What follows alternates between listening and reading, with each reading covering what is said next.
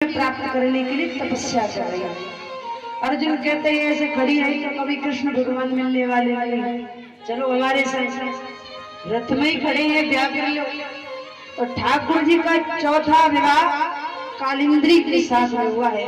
बोली भक्त भगवान की।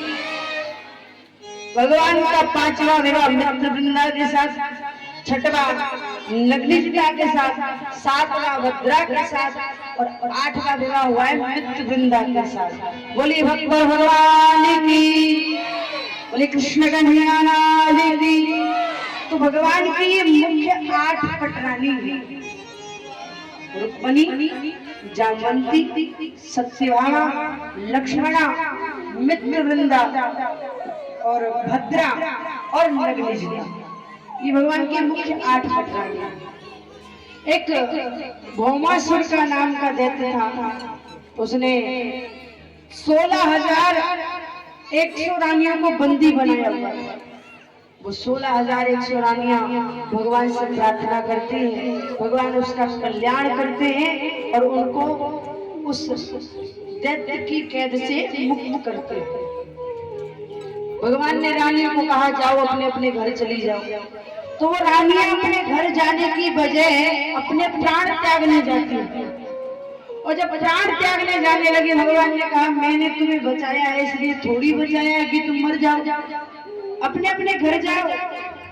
तो रानियों ने जवाब दिया, प्रभु ये संसार ऐसा है कि यदि एक नारी एक दिन भी किसी पराये पुरुष के घर रुक जाए तो उसका पति उसको स्वीकार नहीं करता।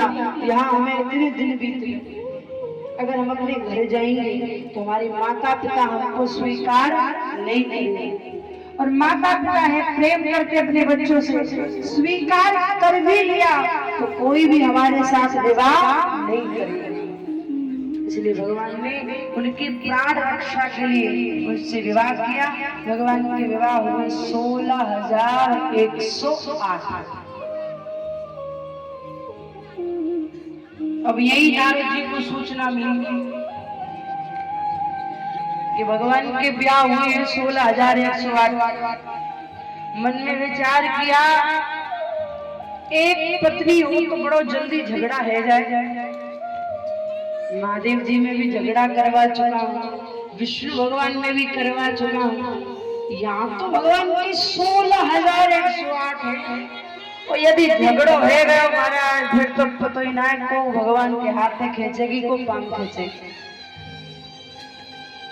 अब तो युद्ध करवाना ही पड़ेगा। तो युद्ध करवाने के भाव से आज नारद जी द्वारिका में आए। जीव को कभी भी कृष्ण भगवान की बराबरी नहीं करनी चाहिए। बराबरी करनी राम की कर लेना, क्योंकि वो बड़े मर्यादा पुरुषोत्तम है, वो बड़े सीधे साधे हैं। पर कृष्ण टेढ़ी खीर है, हर किसी की समझ में नहीं आई।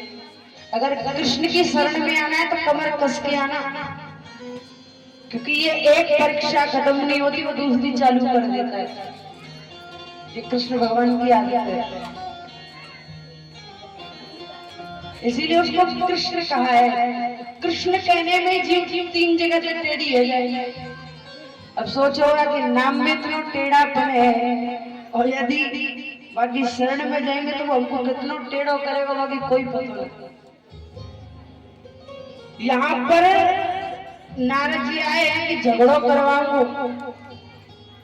कुछ जीव कहते हैं महाराज भगवान ने 16,108 ब्याह करे, हम 2 कर ले तो काय है जाए, एक लुगाई संभाली ना जाए, 2 जब संभालो।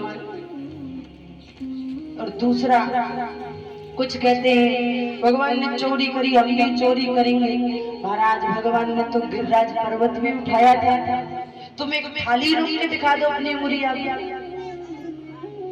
भगवान ने तो कालिया के वन पे खड़े होकर के नृत्य भी किया था, हम कोबरा सांप पकड़ के दिखा दें, क्या भाई कितनी शक्ति है। तो कृष्ण की बराबरी कभी जीव को नहीं करनी चाहिए।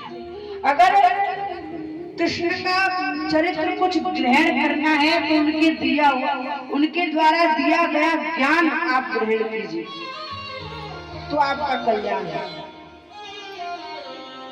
राम जी का जीवन बड़ा सरल है।